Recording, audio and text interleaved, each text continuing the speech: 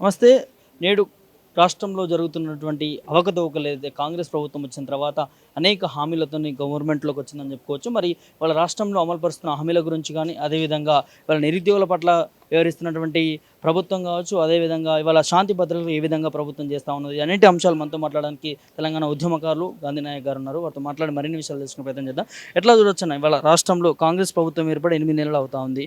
అనేక అంశాలు ఇచ్చింది ఇయాల ఆ శాంతి భద్రతల విషయంలో కావచ్చు, అన్నిటిని చూస్తే ఏం చెప్తారు వీటి గురించి? నేడు ఏదైతే రాష్ట్రంలో కొనసాగుతున్న కాంగ్రెస్ పార్టీ ప్రభుత్వం రేవంత్ రెడ్డి ముఖ్యమంత్రిగా మొదటగా ఫెయిల్ అయిపోయింది. రేవంత్ రెడ్డి క్యాబినెట్లో పనిచేస్తున్న మంత్రులు కానీ ఎమ్మెల్యేలు ఎంపీలు ఎవరైతే ఉన్నారో వాళ్ళు ఈ యొక్క ఉద్యమ పార్టీ చేసిన విధంగా రేవంత్ రెడ్డి పార్టీ ప్రభుత్వం చేయకుండా ఇవాళ రైతు రుణమాఫీ అని చెప్పి డిసెంబర్ 9 నాడు ఇస్తానని చెప్పి ఇప్పుడు ఏదైతే జూన్ జూలై నెలలో ఇస్తున్నారు. ఏదైతే రేవంత్ రెడ్డి ఇచ్చిన హామీలు ఏదైతే 420 హామీలు ఇచ్చారో ఆ 420 హామీలు అమలు చేయడం పట్ల పార్టీ ప్రభుత్వం విఫలమైంది, ఘోరంగా విఫలమైంది. ఇలా చూస్తున్నాము, హాస్టల్లో ఎలకల బెడద, వీధుల్లో కుక్కల బెడద. అదేవిధంగా ఇవాళ ఇప్పటికీ 18 సార్లు ఢిల్లీకి పోయి మోకరిల్లే పరిస్థితి. ఇప్పటివరకు క్యాబినెట్ విస్తరణ జరగలేదు. ఇప్పటివరకు ఏదైతే రైతు బంధు అనేది ఇవ్వలేదు.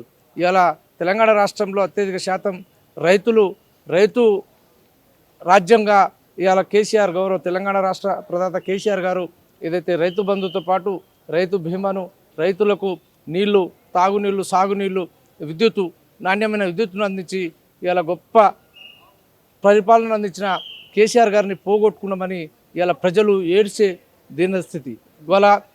ఎందుకంటే నాణ్యమైన కరెంట్ లేక, రైతులకు నాణ్యమైన కరెంట్ లేక, ఏదైతే నిరుద్యోగులకు ఉద్యోగాలు రాక ఇవాళ వీధిన పడి నిరుద్యోగులు ఏ విధంగా ఈ ప్రభుత్వంపై అవాస్పాలు చేస్తున్నారు మీరంతా చూస్తున్నారు. ఏదేమైనా కాంగ్రెస్ పార్టీ ప్రభుత్వానికి కాలం చెల్లింది. త్వరలోనే ఈ ప్రభుత్వానికి ఏదైతే బీజేపీ కేంద్ర ప్రభుత్వం ఈ ప్రభుత్వాన్ని పడగొట్టే ఆలోచనలు ఉండి పడగొట్టే ఆస్కారం ఉంటుంది. కనుక ప్రజలంతా గ్రహించి తెలంగాణ ఉద్యమ రథసారథి కేసీఆర్ గారి నాయకత్వంలోనే ఈ రాష్ట్రం సుభిక్షంగా ఉంటుందని చెప్పి భావించుకొని ఇవాళ కేసీఆర్ గారు ఎప్పుడెప్పుడా మళ్ళీ ఏ ఎన్నికలు వచ్చినా ఇవాళ కేసీఆర్ గారి బీఆర్ఎస్ పార్టీని, కేసీఆర్ ప్రభుత్వాన్ని మళ్ళీ అధికారంలోకి తెచ్చి రాష్ట్రంలో అన్ని కులమతాలకు చెందిన ప్రజలు అభివృద్ధి చెందాలి, అన్ని విధాలుగా ఈ రాష్ట్రం ఇంకా మున్ముందు బంగారు తెలంగాణగా మారాలంటే గౌరవ తెలంగాణ రాష్ట్ర ప్రదాత కేసీఆర్ గారి వల్లనే ఈ రాష్ట్రం సుభిక్షంగా ఉంటుందని భావిస్తున్నారు. ఇక్కడ కూడా ఒకటి అబ్జర్వ్ చేస్తే దాదాపు కాంగ్రెస్ ప్రభుత్వం ఏర్పడిన తర్వాత అసెంబ్లీ సమావేశాలు జరగబోతా ఉన్నాయి. మొదటిసారిగా ప్రతిపక్షంలో కేసీఆర్ గారు మాట్లాడబోతా ఉన్నారు. ఇప్పుడు 2 రోజుల తర్వాత జరగబోతా ఉన్నాయి. ఎట్లా చూస్తారు దీని అంతా కూడా? మొదటిసారి ప్రతిపక్షంలో కేసీఆర్ మాటలు ఏ విధంగా దేనిపైన మాట్లాడే అవకాశం ఉంది?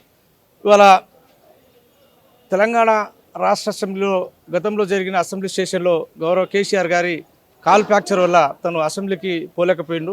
ఇప్పుడు రేపు 25 నాడు ప్రవేశపెట్టే బడ్జెట్ సమావేశానికి గౌరవ తెలంగాణ రాష్ట్ర ప్రదాత కేసీఆర్ గారు తెలంగాణ అసెంబ్లీలో పోయి ఏదైతే కేసీఆర్ గారికి అంటే తెలంగాణ ప్రాంత ప్రజలకు కల్లబొల్లి మాటలు చెప్పి ఈ పథకాలు చేస్తాం, రైతులకు రుణమాఫీ 2 లక్షలు ఎట్ టైం చేస్తాం, 25,100 రూపాయలు ప్రతి మహిళకు ఏదైతే వారి అకౌంట్లో ఇస్తామని చెప్పి అనేక హామీలు, నిరుద్యోగ క్యాలెండర్ను విడుదల చేస్తామని చెప్పి అనేక హామీలు ఇచ్చి ఆ హామీల పట్ల అమలు చేయలేని, అంటే వారి ప్రభుత్వం ఇంకా 1000 ఏండ్లు ఉన్నా కూడా ఆ హామీలు అమలు చేయలేని విధంగా ఈ రాష్ట్రాన్ని కాదు దేశాన్ని అమ్మినా కూడా వారు ఏదైతే కాంగ్రెస్ పార్టీ నాయకులు అప్పుడు ఎన్నికల్లో ఇచ్చిన హామీలు నెరవేర్చని పరిస్థితి. కనుక గౌరవ వస్తున్నది కేసీఆర్ గారు తెలంగాణ రాష్ట్ర బడ్జెట్ సమావేశంలో పోయి ఈ యొక్క ప్రభుత్వాన్ని కడిగి పారేస్తారు. ప్రజల పక్షాన ప్రజలకు వారు ఇచ్చిన హామీలు ఏవైతున్నాయో హామీలు అమలు పరచాలని ఉద్దేశంతో అసెంబ్లీని దద్దరిల్లే విధంగా ప్రతిపక్ష పార్టీ నేతగా ప్రతిపక్షంలో ఉండి ఇవాళ ప్రజల పక్షాన ప్రజల యొక్క ఇవాళ కేసీఆర్ను అధికారం కోల్పోయి ఏం పోగొట్టుకున్నారు, ప్రజలు ఏం కోరుతున్నారు, ప్రజలకు కావాల్సిన అత్యవసర అవసరాలు ఏమున్నాయి అవి పట్టించుకోకుండా ఇలా రైతుల ఆత్మహత్య జరుగుతున్నా కూడా కనీసం ఆ పార్టీ ఎమ్మెల్యేలు కావచ్చు, ఆ పార్టీ మంత్రులు కావచ్చు, ఆ పార్టీ ముఖ్యమంత్రి కూడా మందలిలేని పరిస్థితి. ఎందుకంటే ఈ రాష్ట్రంలో రావణ కాష్టంగా మారి ఇలా రైతులు కావచ్చు, నిరుద్యోగులు కావచ్చు, ఏదైతే ఉద్యోగస్తులు కావచ్చు, సామాన్య ప్రజలు కావచ్చు, బస్సులు అనేది చూస్తున్నాం. ఫ్రీ బస్ ఎవరు అడిగిండు?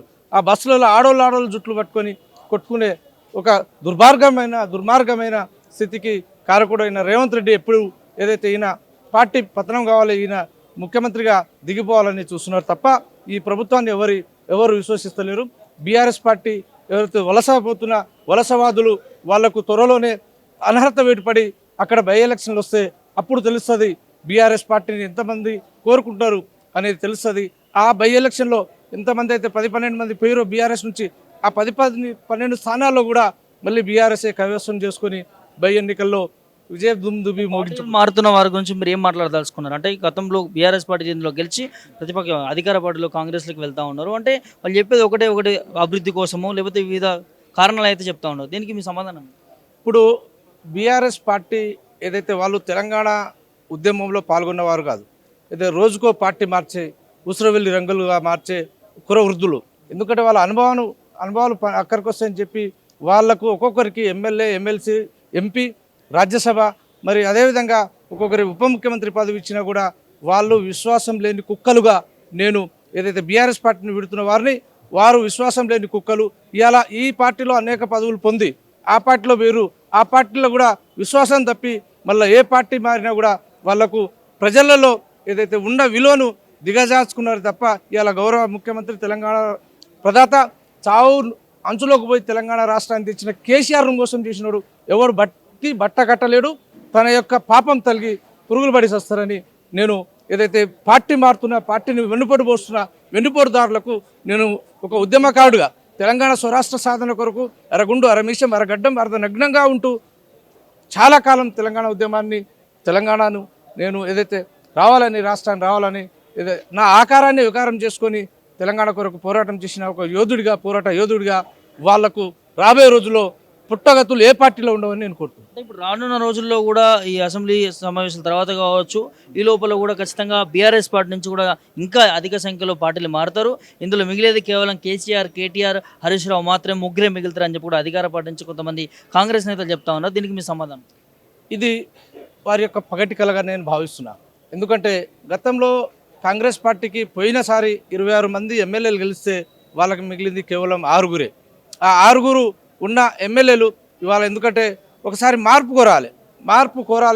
జరగాలి అనే ఉద్దేశంతో ప్రజలు కోరుకొని మార్పు చేశారే తప్ప రేవంత్ రెడ్డి ఇంద్రుడు చంద్రుడు అని కాదు. రేవంత్ రెడ్డి తెలంగాణ రాష్ట్ర సాధనలో తను అనేక రాజీనామాలు చేసి తెలంగాణ రాష్ట్రం కావాలని ఉద్యమించి తెలంగాణ రాష్ట్రం కొరకు తను చేసిన త్యాగం ఏం లేదు.